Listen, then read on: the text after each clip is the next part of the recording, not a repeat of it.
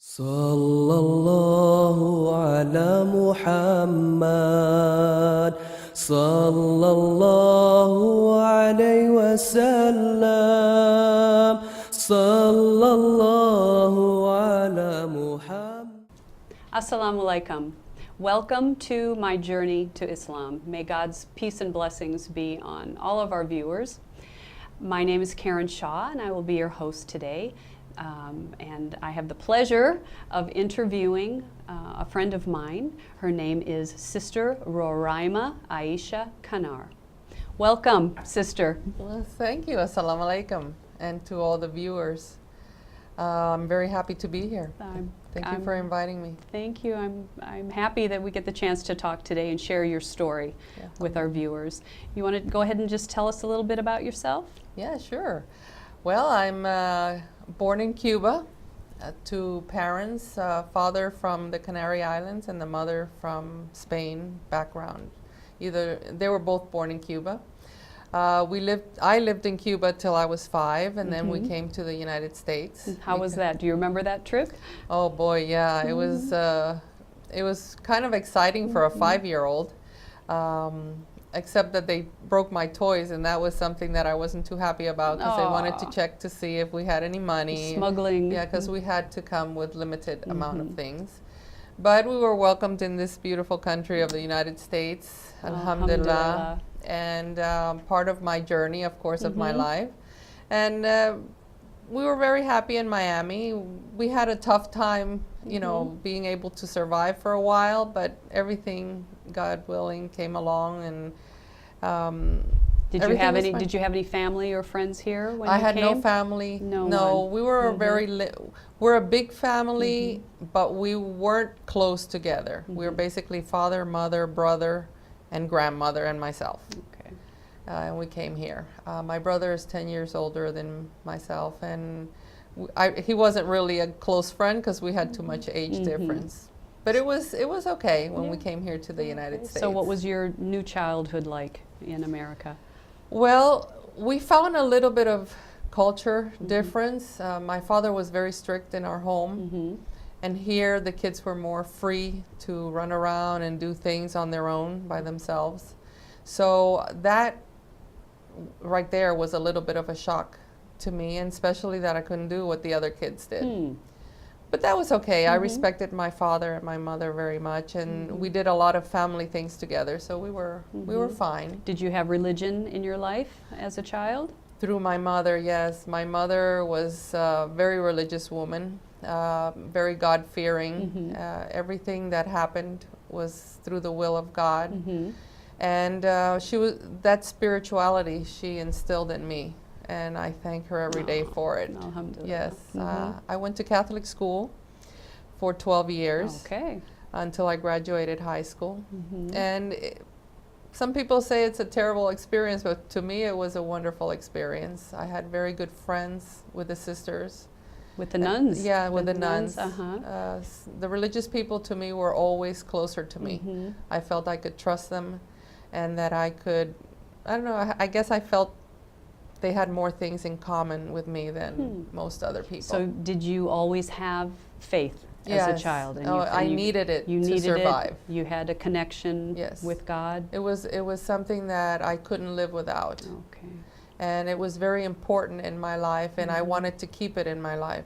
Even through my teenage years, it was important for me. Tell me a little bit more about the nuns. What did you like about them? Well, I respected them for being so close to God and being very caring. Their dress, I loved the way they dressed and that they covered, and they had beautiful flowy fabrics. I guess that called my attention at some point. And they're wearing their and hijab, their hijabs that they were wearing. Right. And also, they were very caring with people, charitable, and all of that was in me, and I like to share with them to do those kind of things.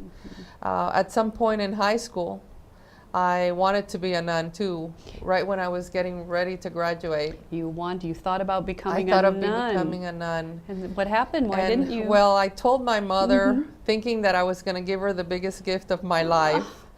And it was a big shock for her because she said that she almost started crying, telling me that she wanted grandchildren and she wanted me to get married and have a wedding, and I wasn't going to have it at that time. So I said, well, I can't do this. And I think at that moment I started questioning my religion and really what being spiritual was versus the type of life that I needed to lead. And then I said, well, maybe I'll be a missionary in Africa. And that also made her very upset. I guess she didn't want me away from home or away from being close to them. So then God sent me some people from Saudi Arabia and from Syria that I met in the University of Miami. And through this relationship, I was able to, find Islam. I was given a Quran. I read. They gave me a lot of different books. And later on, I started having interaction with the family of these two boys that I met in the university. They were boys, but to me, in my life, it was okay to have friends that were boys. So God sent me their mom that was always coming in from overseas, even though she didn't speak English. She didn't know how to read or write, but she was the biggest blessing in my life for me. How did you communicate with her? With hand signals, I guess I learned a lot of words, and eventually I learned a lot of Arabic during the almost 10 years that they were here. You're so lucky. I started traveling with the family, with the ladies of the family, of course. Whenever they went to Saudi Arabia, whenever they were in Saudi Arabia, I'd visit them. I went to Syria, I went to Lebanon, Now let me ask you, were you Muslim already at this point? When I first met them, I wanted already to become Muslim because I found in Islam that Islam was a religion between God and myself, and no one else had to judge me. Therefore, whatever I did, whatever I thought, whatever I felt, God knew what I was feeling and thinking, and that was very important to me. How was that different? How was Islam different from your Catholicism that you had practiced as a child? Well, in Catholicism, I felt that I had to believe a lot of things that had no logic to me. There was no explanation. I tried for at least 2 years. When I first started studying Islam, I tried for at least 2 years to go see priests to get answers to many of my questions, and they had hardly any. Can you give us an example of some of those questions? Well, something like, why would I have to go confess to a human when a human sins just like myself? Why would he have the power to forgive me? Jesus had power to forgive, but he was a prophet, or he was when we were in Catholicism, to us he was God. So of course he could forgive, but why a human? Who gave them a power? Also, you were supposed to believe in the 7 sorrows of Mary and the Holy Spirit and the Trinity. The Trinity. Which there was no logic behind the Trinity to me. How could one person be the same as God, be the same as the Holy Spirit?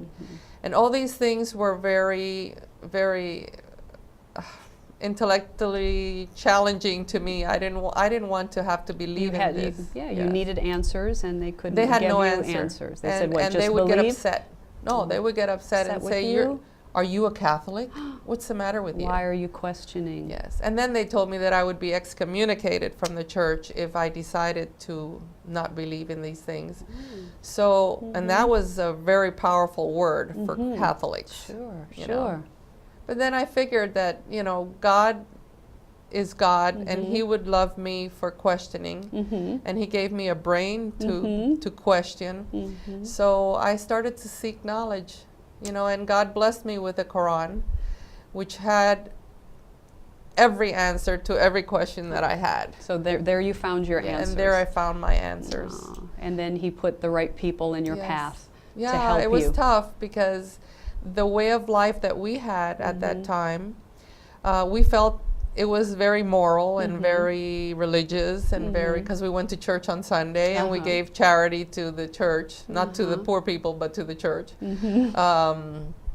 And at that time, we thought we were perfect, you know, even though we wore low-cut dresses and minis or shorter skirts and nothing, there was no limit to what we would do, even to the point that we could go to church without sleeves.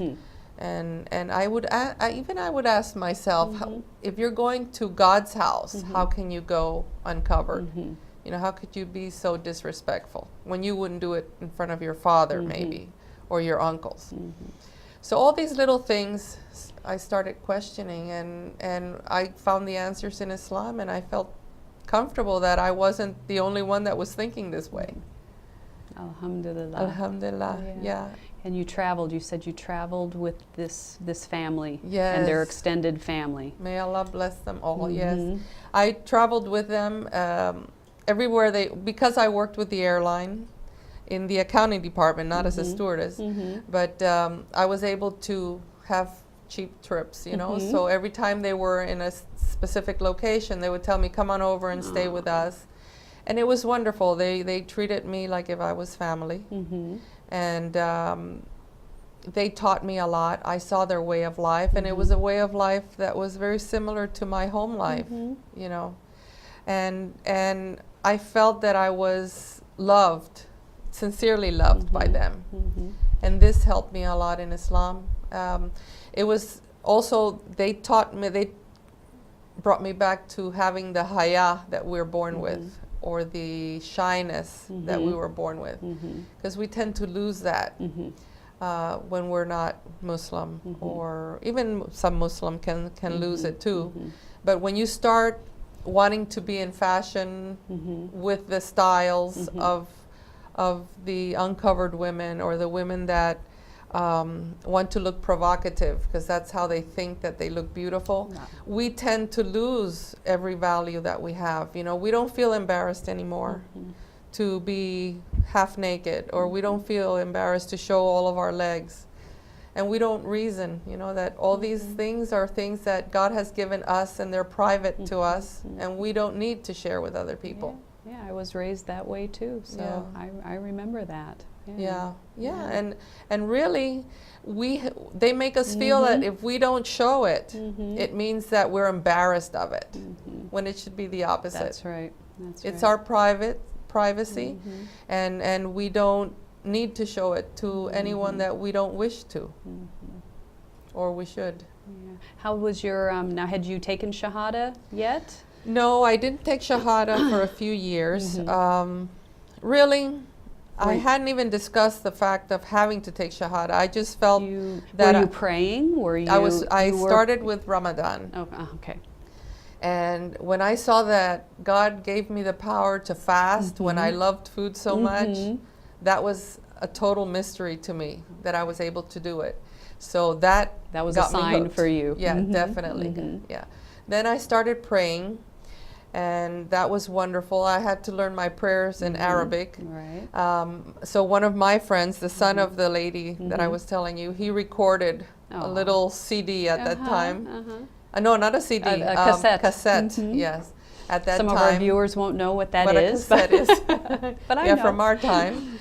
And that cassette, I had it in my car, and I would play it over and over till I learned my prayers. And I prayed Al-Fatiha and of course, Kul Huwallahu Ahad for at least 7 or 8 years before I learned any other surahs. But Allah knew my intention and how I love to praise Him. So it was easy for me. Now, when I went on one of my trips to Syria, it was the day of Prophet Muhammad sallallahu alaihi wasallam's birthday. We got together with about 100 women in the house of a sheikha, and I took my shahada. And to me, I was always Muslim before, but it was a special place because they were all so loving and caring with me. Alhamdulillah. It was something that was so special. How beautiful. How beautiful. You really got the support and family and friends and a physical journey, not just a spiritual journey, but you were taken physically to visit these wonderful and it places was something and that see I it for didn't, yourself. And I didn't know that this was going to lead me to Islam that way. You know, I just thought they were friends, and we were gonna have fun, and they were just nice people that were different and fun-loving. Because at that age, in the 20s, you just want to have fun. Of course. You know, that's all you think about. Okay. Nothing else is important. Yeah. But it brought me to a whole way of life. A whole new way of life. A new way of life. Okay. That brought me peace, interior peace, and allowed me to be myself and be proud of who I was, and be proud of how I thought, and not be ashamed to speak or just act Good. of who I was. All right. Before I wanted to be what society wanted me to be. And now you Now found I am yourself. who I am. Yeah. Yes. All right, well, I think that's a good place to stop and take a break. Okay. All right, we're going to take a short break, and then we will return. Thank you. Subhanallah. Tune in to Who's Who in America and in your community, hosted by Sister Naima Khan Ghani, with extraordinary guests every Sunday night at 8:30 p.m. on www.alhikmatlive.com. ولا إله إلا الله ولا إله إلا الله والله أكبر والله أكبر. Tune in for Friday Khutbah at 1:30 p.m., broadcasting live from Darul Uloom Institute, Pembroke Pines, Florida, on Al Hikmah TV Online. जश्न आमदे रसूल अल्लाह ही अल्लाह. Tune in to Young Muslim Talent in America, hosted by Salma Muhammad, with talented kids from all over America, every Saturday night at 8:30 p.m. on www.alhikmatlive.com. अल्लाह ही अल्लाह. ओ जश्न आमदे रसूल अल्लाह ही अल्लाह.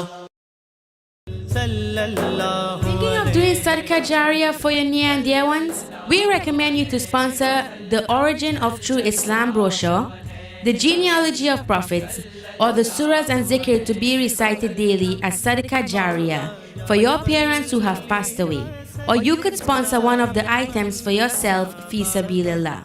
For more details, contact the Al Hikmat office at 1-800-804-0267 or 954-986-0158, or email us at alhikmat@alhikmat.com.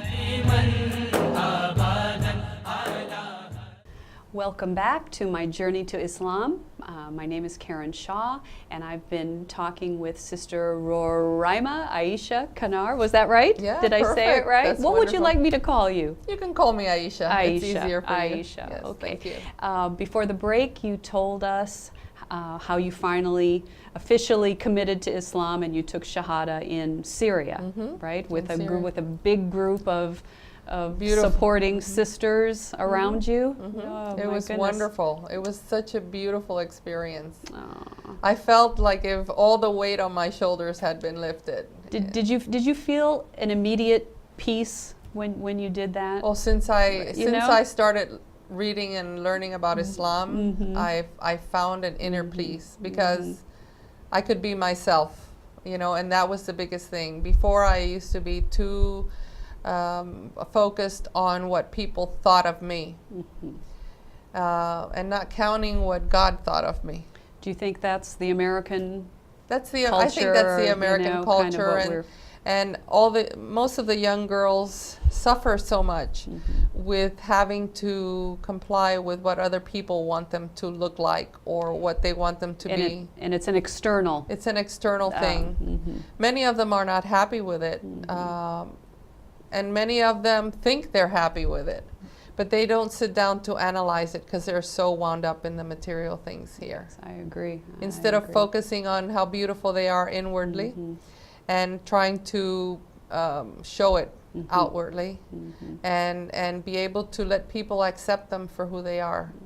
But And that that's takes a what lot of strength, though, and that takes knowing yourself, and that's not an easy process. You know, I think it comes also from your family. The loving yourself is very important. It's not a matter of becoming conceited or egoistic. No. It's a matter of knowing who you are, the values that you have, that your parents have instilled in you, and being proud of it, and not being afraid to speak and let everyone know that this is who you are. You never know who would really has that inside of them too, and maybe you'll bring it out That's in them, you know. So it gave me a lot of self-confidence. That's beautiful. Yeah. So what happened when you came back home? Did your family, your friends, how did they Well, react? my mom has never been happy with me being Muslim. She thought that, you know, God, what was going to happen to me? I left my religion that I was born with, and I was baptized. And I said, Mom, baptism is just an act that, it's just a ritual that means nothing. If you don't change inside, if you don't believe in these things, it means nothing. You know, it's just water being poured on you. So I told her, the change in my life has been so great that you need to understand that this is very important to me. So she thought that I was just going to be Muslim for a little while. It was just a fad. phase. Yeah, and I would come back. My friends would bet that I would be back pretty soon. How old were you at that time?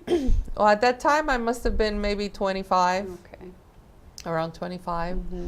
And I still did not wear hijab. Hijab was the last step that I took. But I kept on learning more about Islam and changing my ways, you know, seeing the beauty in it and seeing the value that it gave me inwardly. So I changed and I changed, but my mother still wasn't happy. So one day I sat down with her and I asked her, Mom, you know, I respect you so much more. I love you so much more. The obligation, before I never wanted to even be with you and Dad because it wasn't cool to be with you. I wanted to be just with my friends. My responsibilities have changed in my life. The loves in my life have grown to be who they really should be. Don't you see this in me?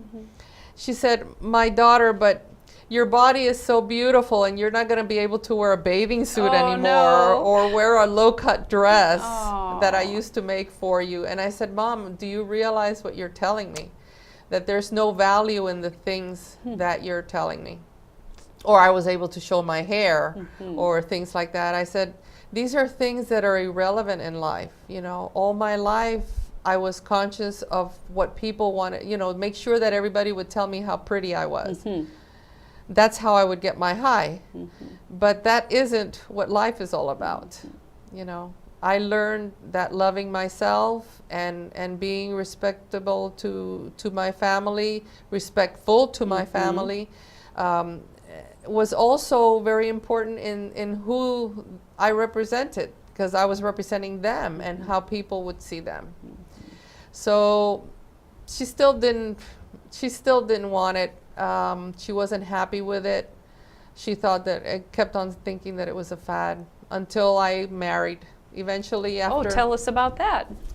Well, after 10 years of being Muslim, I had a Cuban girlfriend that worked in the airlines, in the Eastern Airlines at that time. I was working for another airline. And she thought that I was crazy because every time she would invite me to go to the movies or go to clubs, I would tell her no, I couldn't, you know, or she wanted to introduce someone to me. I would say, no, I can't unless it's from a religious family or someone that would recommend me someone. So she said, you know what, come on over my house and have some coffee with my parents. I didn't even know she lived with her parents, but she did.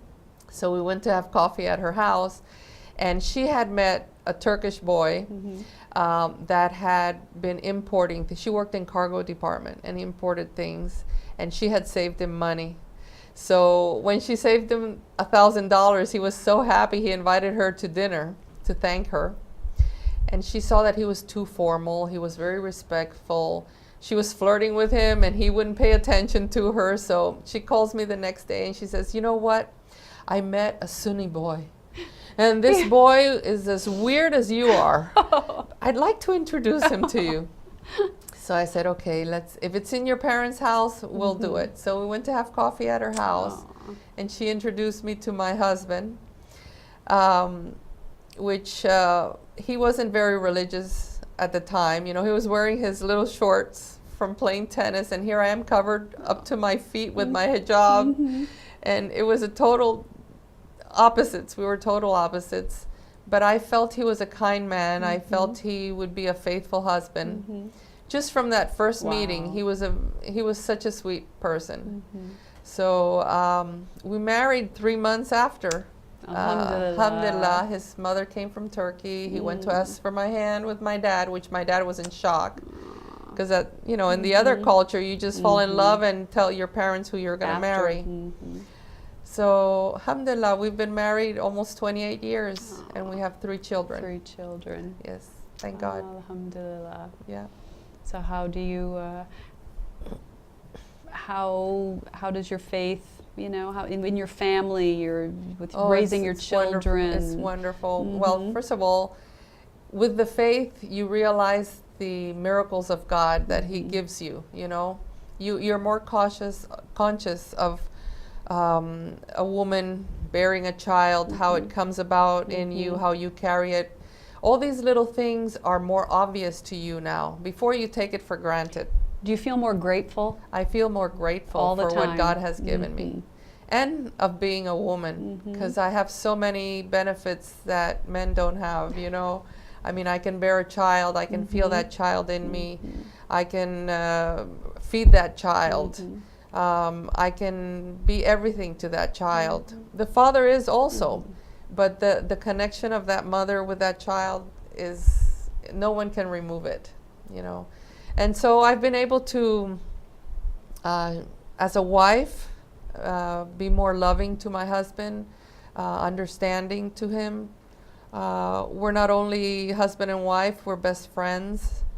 And of course, once my children came around, I wanted to have 12. He didn't let me, though. He said that I was crazy because it would be too expensive later on. But the 3 that God has given us have been wonderful. I have a son, is my oldest, and then I have 2 girls. And I've been able to be strong and raise them with my values and make them very proud of what we stand for.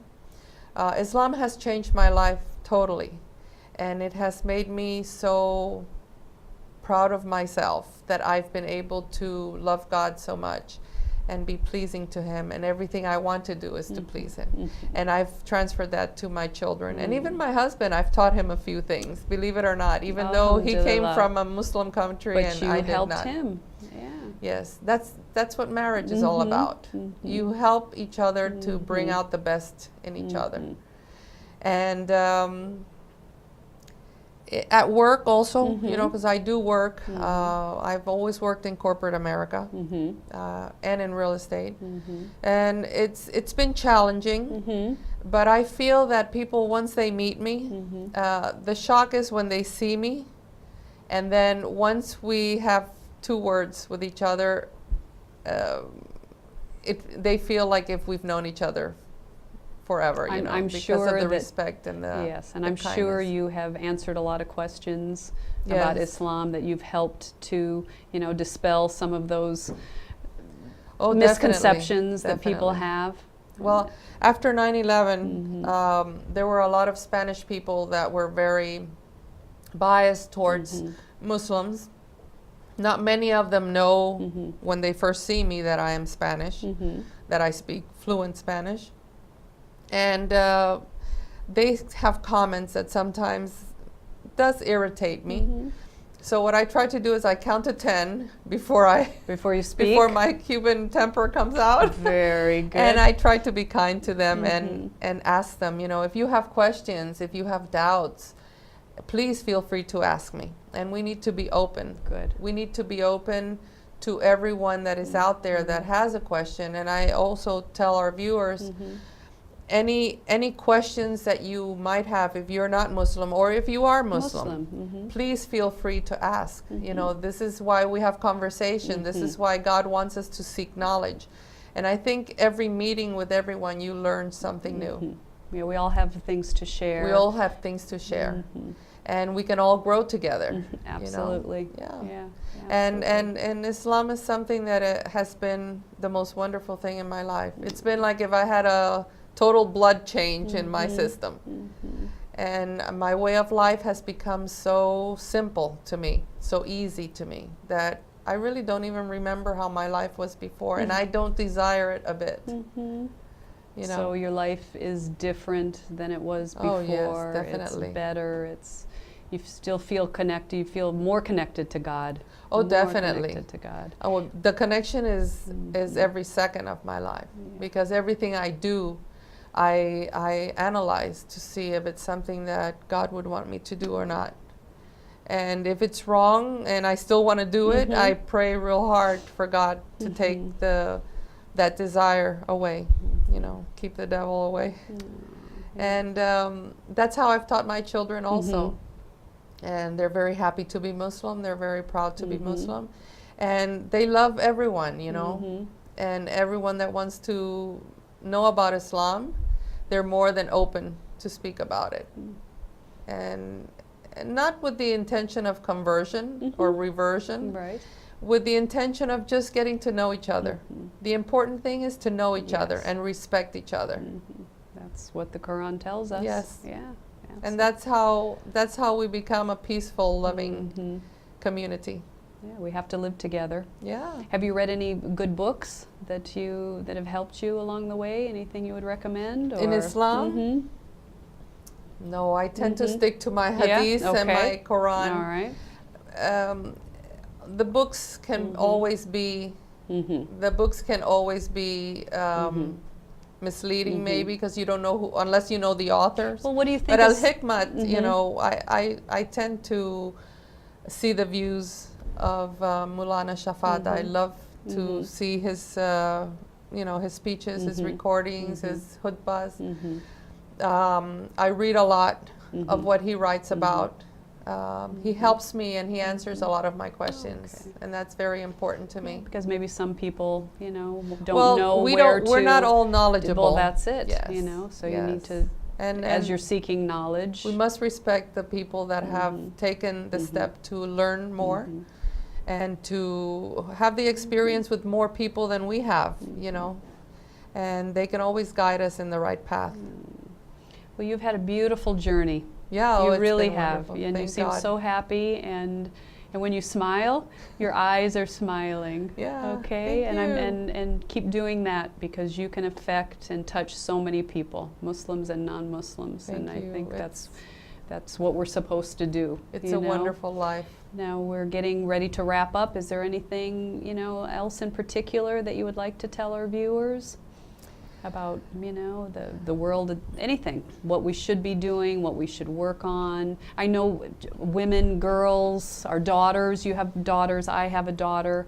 I know that's real important to you. I think daughters should take, well, the biggest step in their life is to be proud of being Muslims and proud of being who they are, and help their friends all become close to Islam or learn the values that are within Islam, because they have to be able to be mothers later in their lives, and that's so important. And be close to their friends, be there for them, you know, be they Muslim or not. It's something that's very important in Islam. To support, to listen, Yes, it's and not help only to each other. give materially; it's to give spiritually and emotionally. And girls have to be strong in their faith. You know, be proud of who you are, love yourself, and keep your self-respect. Don't allow to lose that. I think that's the most important thing that the girls must remember. And sons also, you know, they are going to be leaders of their homes at one point. Fathers, husbands, leaders. Yeah, they can be bosses in their own companies. My son's studying medicine, so he's going to have his own patients to deal with. And with everyone that you come in contact with, you're going to touch in some way, you know, emotionally. And you have to be someone special that they'll always remember you. You don't have to be in the history books. You just have to touch people's hearts, and they'll always remember you. Yeah, that's very important. Yeah. Well, thank you so much, You're welcome. Sister Aisha. It was wonderful talking with you. been a Thank you for pleasure. sharing your story with us. And I hope you can come back again, and Yeah. we can talk some more. I'd love it. Okay. You know, I know love we can to talk. We're not done. We didn't get to finish, but we ran out of time. We'll be back. Thank you. Thank you so much. Assalamu alaikum.